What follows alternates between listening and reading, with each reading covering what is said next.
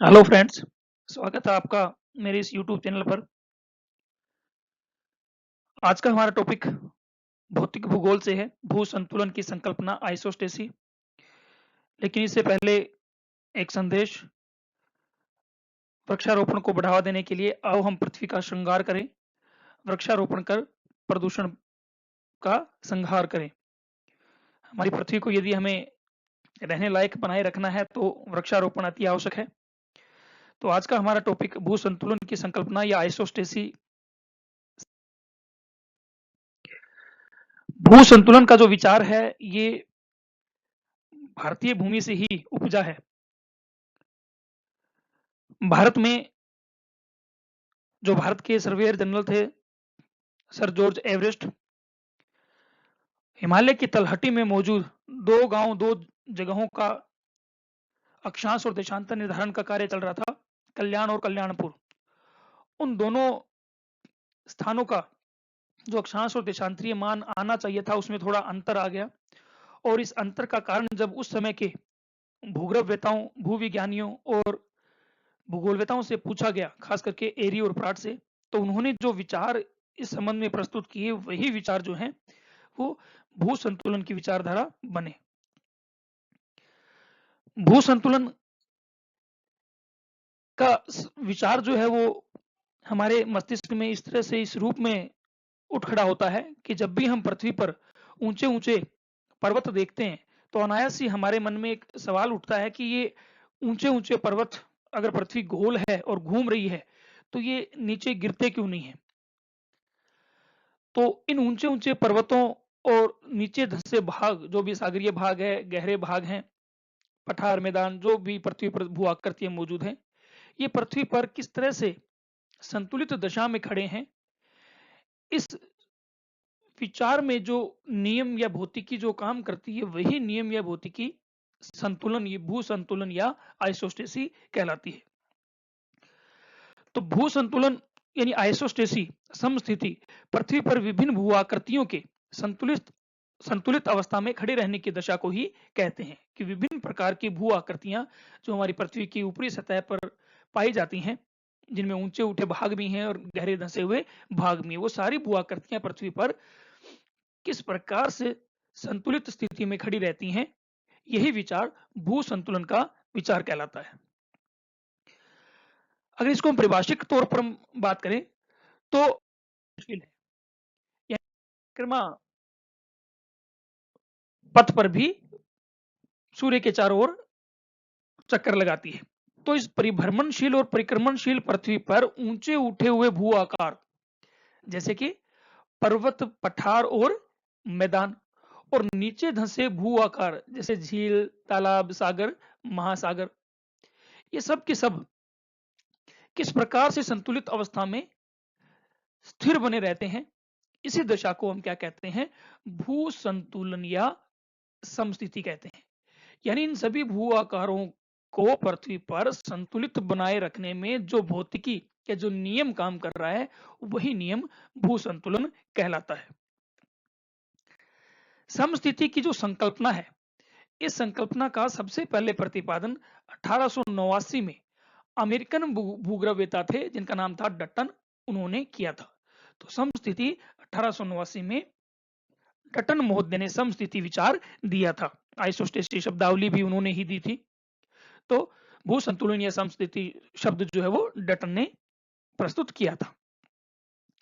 Dutton का यह मानना था कि पृथ्वी के जो ऊंचे उठे भू आकार हैं, जैसा मैंने आपको बताया पर्वत, पठार, मैदान, और जो नीचे धंसे भू आकार हैं, नीचे धंसे भू आकार सागर तली हो गया, झील, तालाब, ये हो गए, इनका भार, इनका दबाव जो है वो पृथ्वी के अंदर एक ऐसा तल है, पृथ्वी की गहराई में एक तल मौजूद है, उस तल पर इन सब का भार बराबर पड़ता है। और इसी कारण से ये सभी भू आकृतियां जो है पृथ्वी तल पर संतुलित अवस्था में खड़ी रहती है।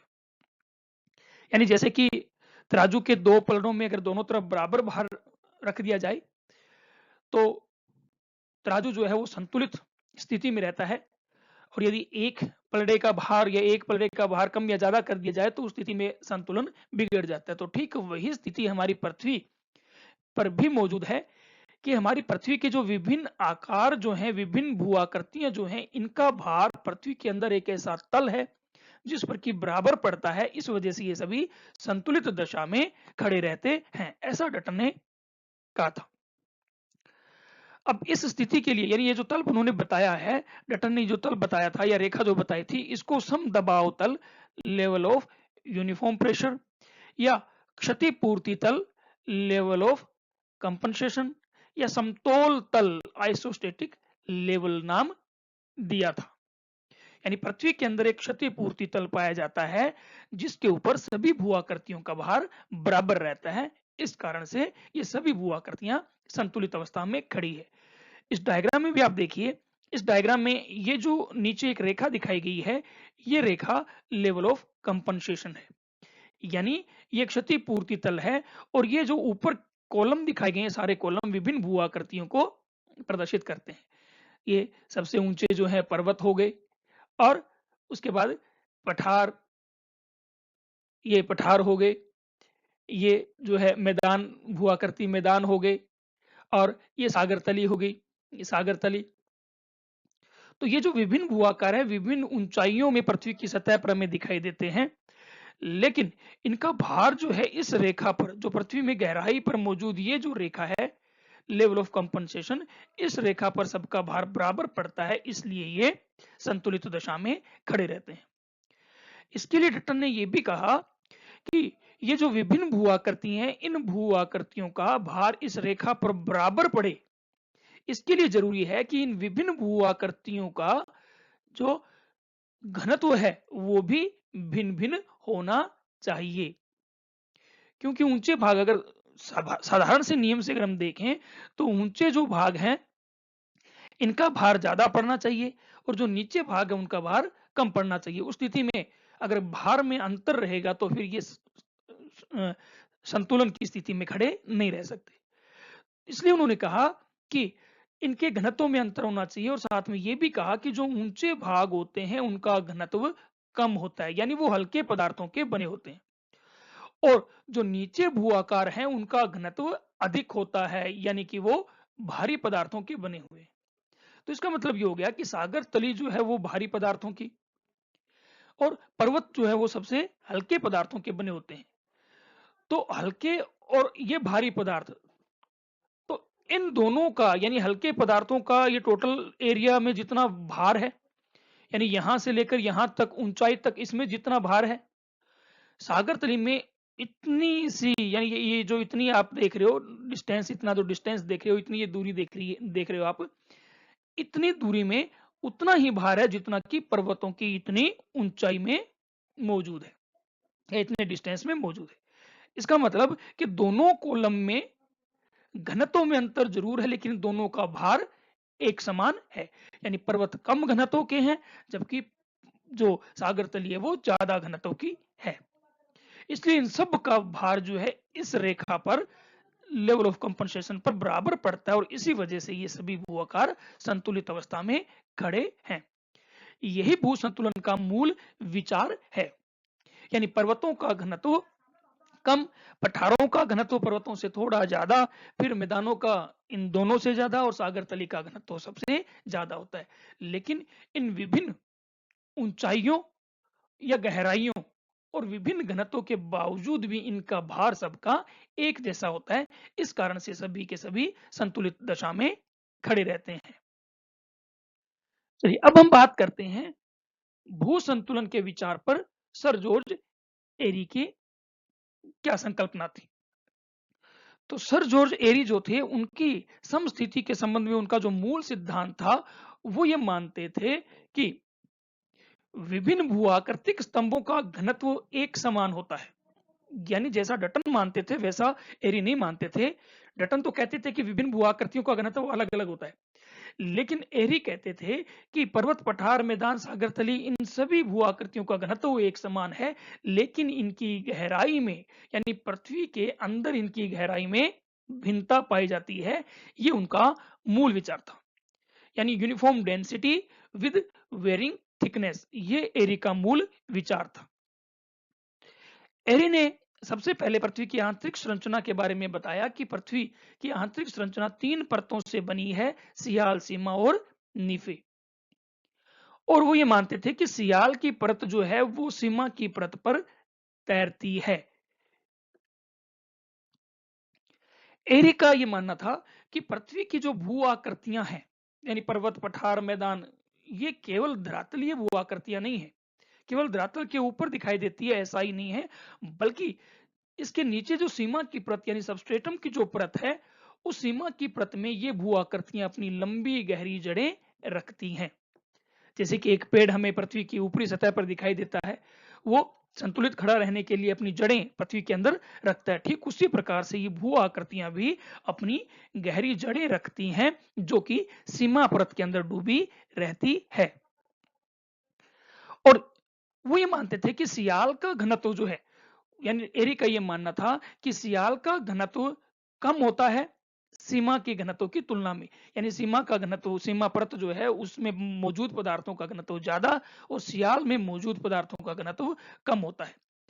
तो जो विभिन्न भूआकृतियां हैं, पर्वत, पठार, मैदान, ये सियाल से बनी हुई हैं।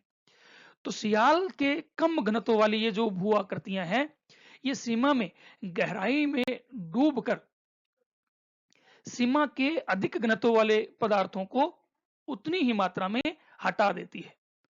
कहने का मतलब ये हो गया कि सियाल की विभिन्न भू आकृतियां सीमा परत में डूबकर सीमा के भारी पदार्थ को हटा देती है और अंदर स्वयं प्रवेश कर जाती है। तो चारों तरफ यानी सीमा की इन पदार्थ जो कि सॉरी सियाल के ये पदार्थ जो कि सीमा के अंदर डूबे हैं, उनके चारों तरफ भारी पदार्थ आ जाते हैं, जिससे कि वो संतुलित दशा में खड़े रह पाते हैं। ये देखिए इस डायग्राम में भी दिखाया गया है। उन्होंने एक ही प्रकार के, उन्होंने एक प्रयोग किया, उस प्रयोग में एक ही प्रकार के जैसे लकड़ी के उन्होंने टुकड़े लिए और उसको जल में या पारे में डुबोया। तो उन्होंने ये पाया कि ये सभी के सभी, इन सब का घनत्व एक समान है। ये जो आप देख रहे हो ये क्रस्ट का भाग है, यानी सियाल का भाग है। ये इसको आप पर्वतों के हिसाब से, यानी ये पर्वतों से हम तुलना कर सकते हैं, सबसे ऊंचा भाग जो है पर्वतों से तुलना। इसके बाद इसकी तुलना हम पठारों से कर सकते हैं, इसको हम मैदान मान सकते हैं, और ये आपका सागर तली हो गई।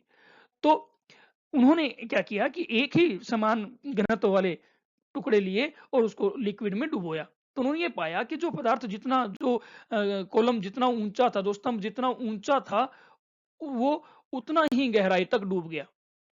यानी उसने उतने ही ज्यादा गहरे भाग, जो भारी पदार्थ था नीचे का, लिक्विड का भाग जो था, उसको हटा दिया और उसके अंदर समा गया। और जो भाग जितना, जो स्तंभ जो है जितना कम ऊंचा था, वो उतने ही कम गहराई तक डूबा और उतने ही कम पदार्थों को हटा पाया। इस हिसाब से सागर तली जो है वो सबसे कम गहरी होती है, इसकी मोटाई कम होती है, तो वो उतनी ही कम गहराई तक डूबी और कम पदार्थों को हटा पाई। कहने का मतलब ये हो गया कि उनका इस प्रयोग का मूल मंतव्य ये था कि भू-आकृतियां जितनी ऊंची होती है उतनी ही गहरी जड़ें रखती हैं और उतनी ही ज्यादा सीमा के पदार्थों को वो हटा देती हैं और उसके चारों ओर उतना ही भारी पदार्थ सीमा का फैल जाता है, जिससे कि वो एक जड़ रूप ले लेता है। यानी भू आकृतियां अपनी जड़ें रखती हैं और वो जड़ें जो है सीमा में डूबी रहती है और उस वजह से वो संतुलित अवस्था में खड़ी रहती है। फिर तो इस, यानी उन्होंने ये जो प्रयोग किया, इस प्रयोग को यदि हम पृथ्वी की विभिन्न भू आकृतियों पे लागू करें, एरी के इन प्रयोग को, तो हम ये पाते हैं कि पर्वत जो सबसे ऊंचे भू आकार हैं, इनकी जड़ें सीमा की परत में अधिक गहराई तक डूबी रहती है और सीमा के भारी पदार्थों को हटा देती है। जबकि पठार, मैदान, सागरतली जो है, इनकी जितनी ऊंचाई, हालांकि ऊंचाई कम होती है, लेकिन जितनी ऊंचाई है उसी ऊंचाई ऊंचाई के अनुपात में ये भी सीमा में डूबकर सीमा के भारी पदार्थों को हटा देती है। यानी इनकी जड़ें सीमा में डूबी रहती हैं, इस वजह से वो संतुलित खड़े रहते हैं। इन सब ऊंचे उठे भूभागों और नीचे भागों, आगे वो ये भी कहते थे कि जितने भी ऊंचे उठे भूभाग है, यानी पर्वत, पठार, मैदान, सागरतली, ये ऊंचे उठे और नीचे भूभाग जो हैं, ये सब के सब, इन सभी का भार जो है पृथ्वी के अंदर एक तल पर बराबर रहता है। यानी पृथ्वी के अंदर वो भी मानते थे कि एक तल है, उस तल पर इन सब का भार बराबर रहता है। इस कारण से ये सभी के सभी भू आकृतियां पृथ्वी की सतह पर संतुलित दशा में खड़ी रहती हैं। अगर हम एरी के इस विचार को भू आकृतियों पर लागू करें, खास करके हिमालय पर लागू करें, तो इसका मतलब ये हो गया कि हिमालय हमें जितना ऊंचा दिखाई दे रहा है, हिमालय की सबसे ऊंची पर्वत चोटी माउंट एवरेस्ट 8,848 मीटर ऊंची है, उसकी 9 गुना 9 गुना जो जड़ है वो सबस्ट्रेटम में डूबी हुई है। यानी 72,000, लगभग 72,000 मीटर गहरी जड़ जो है वो इसमें सीमा की परत में डूबी हुई है। और इस 9 गुना लंबी गहरी जड़ ने सीमा के भारी पदार्थों को हटाकर संतुलित स्थिति प्राप्त कर ली है। तो कहने का मतलब जितनी भी भू आकृतियां हैं, वो भू आकृतियां बाहर जितनी दिखाई दे रही है, उसका 9 गुना भाग उसका सीमा की परत में डूबा रहता है गहरी जड़ों के रूप में, जिससे कि वो संतुलित दशा में खड़े रहते हैं। इस डायग्राम में भी आप देखिए, ये पर्वत दिखाए गए हैं, इस डायग्राम में ये पर्वत दिखाए गए हैं, और इसके नीचे ये गहरी जड़ इसकी दिखाई गई है जो कि सीमा में डूबी हुई है। उसके बाद देखिए, ये अगर हम इनको पठार माने तो इनकी जड़ें कम गहरी है, फिर इसको यदि हम मैदान माने तो इनकी जड़ें कम गहरी है, और ये सागर की तली, इसकी जड़ें और भी कम गहरी है।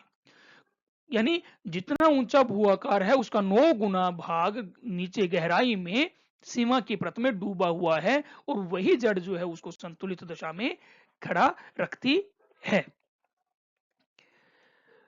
तो इसी प्रकार जो पठार है, मैदान है, सागर तली, सब अपनी ऊंचाई के अनुसार 9 गुना लंबी जड़ें रखते हैं जो कि सीमा में डूबी हुई है।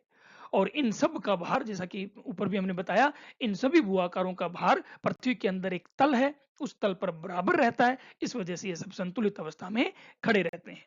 तो ये था एरी का भू संतुलन का विचार। लेकिन इसमें एक समस्या थी। अगर हम मान भी लें कि भाई इस तरह से भू आकृतियां 9 गुना लंबी जड़ें रखती हैं, तो हिमालय जो है एवरेस्ट, उसकी जड़ जो है उसकी गहराई 72,000 मीटर नीचे गहरी होनी चाहिए। तो उतनी गहराई पर तो अगर देखें तो अधिक तापमान की वजह से जड़ें पिघल जानी चाहिए थी। लेकिन फिर भी एरी का ये जो विचार है ये सबसे ज्यादा मान्य है भू संतुलन। चलिए अब हम बात करते हैं आर्डिकन अप्रोट की भू संतुलन संकल्पना। इन्होंने एरी से भिन्न विचारों को प्रस्तुत किया है। इनके जो भू संतुलन के विचार थे, मूल 2 विचार इनके थे। एक तो इनका ये मानना था कि पृथ्वी की विभिन्न जो भू आकृतियां हैं, पृथ्वी की विभिन्न भू आकृतियां असमान घनत्व वाली होती हैं। यानी पृथ्वी की, यानी का मूल विचार यह था, विभिन्न भू आकृति स्तंभों का घनत्व असमान, किंतु उनकी गहराई में समानता पाई जाती है। यानी uniform depth with varying density. यानी विभिन्न भू आकृति स्तंभ जो हैं, पर्वत, पठार, मैदान, इनका घनत्व अलग होता है लेकिन इनकी गहराई एक समान ही पाई जाती है। भू आकृतियों की ऊंचाई, दूसरा उनका विचार था कि भू आकृतियों की ऊंचाई और घनत्व में विपरीत संबंध होता है। यानी ऊंचा स्तंभ कम घनत्व, नीचा स्तंभ अधिक घनत्व, ये इनके मूल विचार थे। जो पर्वत है ये सबसे ऊंचे होते हैं तो उनका घनत्व जो है वो सबसे कम होता है। उसके बाद का घनत्व पर्वतों से ज्यादा, मैदानों का पठारों से ज्यादा, और सागर तली का घनत्व सबसे ज्यादा होता है। प्रोट ने पहले भी, यानी इससे पहले पृथ्वी में 3 परतें उन्होंने भी बताई हैं, लिथोस्फीयर, पायरोस्फीयर और बेरिस्फीयर। तो प्रोट के अनुसार पृथ्वी में ये 3 परतें पाई जाती हैं। लिथोस्फीयर जो विभिन्न आकृतियां हम देखते हैं, पर्वत, पठार, मैदान, सागर तली, ये सब के सब लिथोस्फीयर में पाई जाती हैं, स्थल मंडल में पाई जाती हैं। तो जो लिथोस्फीयर है, लिथोस्फीयर की विभिन्न भू आकृतियों के घनत्व में ऊंचाई के अनुपात में भिन्नता पाई जाती है। कहने का मतलब जितना ऊंचा भू आकार होगा उसका घनत्व उतना ही कम, और जितना नीचा भू आकार होगा उसका घनत्व उतना ही ज्यादा। तो पर्वत सबसे ऊंचे होते हैं, उसका घनत्व सबसे कम होता है, और सागर तली सबसे नीची होती है, उसका घनत्व सबसे ज्यादा होता है। तो वो ये कहते हैं कि ये देखिए, अब इस उन्होंने एक प्रयोग किया, इस प्रयोग में उन्होंने विभिन्न घनत्वों के ये कॉलम लिए, ये जो आप देख रहे हो विभिन्न घनत्वों के कॉलम लिए। सबसे ऊंचा जो कॉलम उन्होंने लिया, सबसे ऊंचा जो पदार्थ लिया, उसका घनत्व सबसे कम, उसके बाद जैसे-जैसे कॉलम जो है वो नीचे होते गए उनका घनत्व बढ़ता गया। जैसे-जैसे कॉलम नीचे होते गए घनत्व बढ़ता गया। तो इसका इन्होंने पृथ्वी के साथ इसकी तुलना की कि इसी प्रकार से पृथ्वी के विभिन्न भू-आकार हैं। जितना ऊंचा भू-आकार होगा उसका घनत्व उतना कम, जितना नीचा भू-आकार होगा उसका घनत्व उतना ज्यादा होगा। सागर तली सबसे नीचे होती है, उसका घनत्व सबसे ज्यादा। पर्वत सबसे ऊंचे होते हैं, उनका घनत्व उतना ही कम। लेकिन इन सब का भार एक रेखा पर, पृथ्वी के अंदर गहराई पर मौजूद एक रेखा पर बराबर पड़ता है, जिसको लाइन ऑफ कंपनसेशन या क्षतिपूर्ति तल कहते हैं। तो जब तराजू के इन विभिन्न पलड़ों का भार एक लेवल पर बराबर पड़ेगा तो तराजू भी संतुलित दशा में खड़ा रहेगा। तो ये 100 किलोमीटर आप देख रहे हो, 100 किलोमीटर तक का जो भाग है लिथोस्फीयर का बताया। तो इस लिथोस्फीयर में इनमें घनत्व में अंतर है, लेकिन उसके नीचे लिथोस्फीयर के नीचे जो बेरिस्फीयर शुरू होता है, पायरोस्फीयर और बेरिस्फीयर में घनत्व में अंतर नहीं रहता। सबका घनत्व, सभी पदार्थों का घनत्व एक समान ही रहता है। और इस लिथोस्फीयर से नीचे मौजूद जो लाइन ऑफ कंपनसेशन है वहां बराबर पड़ता है।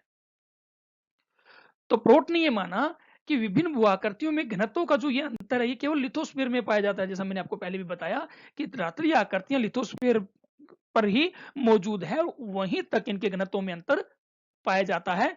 बेरिस्फीयर और पायरोस्फीयर में घनत्व में अंतर नहीं मिलता, उन सब का घनत्व एक समान ही रहता है। प्रोट का विश्वास एक क्षतिपूर्ति तल में भी था। जैसा इससे पहले भी मैंने आपको बताया कि वो ये मानते थे कि पृथ्वी के अंदर एक क्षतिपूर्ति, पृथ्वी की में गहराई में एक क्षतिपूर्ति तल मौजूद है। इस क्षतिपूर्ति तल के ऊपर ही विभिन्न भू आकृतियां जैसे पर्वत, पठार, मैदान है, इन सब की घनत्व में अंतर मिलता है। लेकिन एक क्षतिपूर्ति तल पर सबका भार जो है वो बराबर रहता है, इसलिए ये सब संतुलित दशा में खड़े हैं। ये डायग्राम आप देख रहे हो, इस डायग्राम में भी यही बताया गया है कि ये विभिन्न भू आकृतियां, जैसे कि इसको हम यदि हम पर्वत मान लेते हैं सबसे ऊंची भू आकृति को, ये है सागरीय तली है, इनके घनत्व में, सबके घनत्व में अंतर है। इसको यदि हम पठार मान लें या मैदान मान लें तो इन सबके घनत्व में अंतर है। ये सागर तली, इसके घनत्व में अंतर। तो आप ये पाएंगे कि पर्वत जो है सबसे ऊंचे भाग, उनका घनत्व सबसे कम है। सागर तली जो उनका घनत्व सबसे ज्यादा है। तो जितना ऊंचा भू आकार उसका घनत्व उतना ही कम, जितना नीचा भू आकार उसका घनत्व उतना ही ज्यादा। लेकिन इन सब के घनत्व में अंतर एक सीमा तक ही मिलता है और वो सीमा है लाइन ऑफ कंपनसेशन। यानी लिथोस्फीयर में क्षतिपूर्ति तल से ऊपर ऊपर तो इनके घनत्व में अंतर पाया जाता है, लेकिन क्षतिपूर्ति तल के बाद इनके घनत्व में अंतर नहीं मिलता।